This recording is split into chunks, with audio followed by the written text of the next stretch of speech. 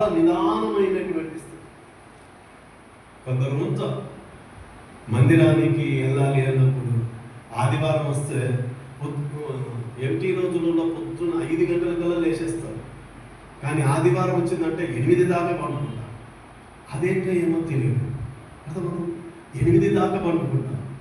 అంటే అలాంటి ఆదివారం వచ్చిందంటే నువ్వు ఎంటీ రోజులలో నువ్వు 5కి లేస్తావు, 6కి లేస్తావు, 7కి లేస్తావు, 8కి లేస్తావు కదా. ఆదివారం వచ్చిందంటే 5 గంటలు లేవడానికి సిద్ధపడడానికి దేవుని సన్నిధానంలో నేను ఉండాలి, నేను సిద్ధపడి ఉండాలి అన్నటువంటి ఆత్మ మనకు ఉండగలగాలి. దేవునికి మహిమ కలుగును గాక. మనము దేవుని వాక్యాన్ని ఎదుర్కోవడానికి, లేదంటే దైవజనుని ఎదుర్కోవడానికి, లేదంటే యేసుక్రీస్తు ప్రభుల వారిని ఎదుర్కోవడానికి పరిశుద్ధాత్మతో కలిసి మనం వెళుతున్నామంటే, దేవుని మందిరానికి వెళ్తున్నామంటే, దేవుని మందిరాలలో వెళ్ళేసి రాబోతున్నటువంటి యేసుక్రీస్తు ప్రభుల వారిని ఎదుర్కోవడానికి మనం సిద్ధపడుతున్నామంటే, మనం చేయవలసినటువంటి పని ఏమిటి అంటే, మన లోపల సిద్ధలలో నూనె ఉందా లేదా అన్నది గుర్తుపట్టాలి. అయితే వీరి ఈ 5 మందికి నూనె లేదు, అంటే వాక్యం లేదు, వాక్యం మీద ఇంట్రెస్ట్ లేదు. అలాగే పరిశుద్ధ ఆత్మ అభిషేకం, ఆత్మను పొందుకోవాలి. నేను ఆత్మని కలిగి ఉండాలి, దేవుని ఆత్మతో నేను ఉండాలి. దేవుని ఆత్మ కలిగి ఉండగలిగితేనే నేను పరలోక రాజ్యానికి వెళ్తాను. ఈ ఆత్మ ఏంటో తెలుసుకోవాలి, ఈ ఆత్మ సంగతి ఏమిటో తెలుసుకోవాలి అన్నటువంటి ఆలోచన అన్నది ఉండదు. ఈ ఆలోచన అన్నది ఉండదు.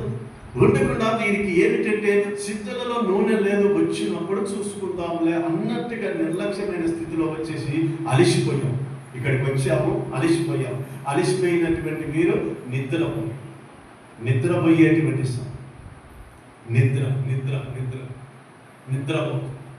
నిద్రపోతా ఉంటారు. కొందరు ఏం చేయండి, నా ప్రియమైన దేవుడు పేరు పగలు నిద్రే, రాత్రి నిద్ర ఉంటుంది, పగలు నిద్ర ఉంటుంది. ఈ నిద్ర ఆత్మ ఎవరికైతే ఉందో వారు దురాత్మ కలిగినటువంటి దురాత్మ వాళ్ళని వెంబడిస్తూ ఉంటుంది. నిద్ర ఆత్మ ఎక్కువ ఉండకూడదు. ఎప్పుడు నిద్రపోవాలి అప్పుడు నిద్రపోవాలి. ఒక మనిషి రోజుకి 7 గంటలు నిద్రపోతే చాలు.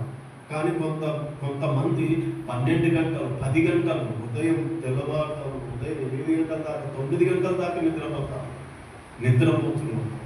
వీళ్ళని నిద్రపోతున్నారు. ఇక పగులు నిద్రపోతారు,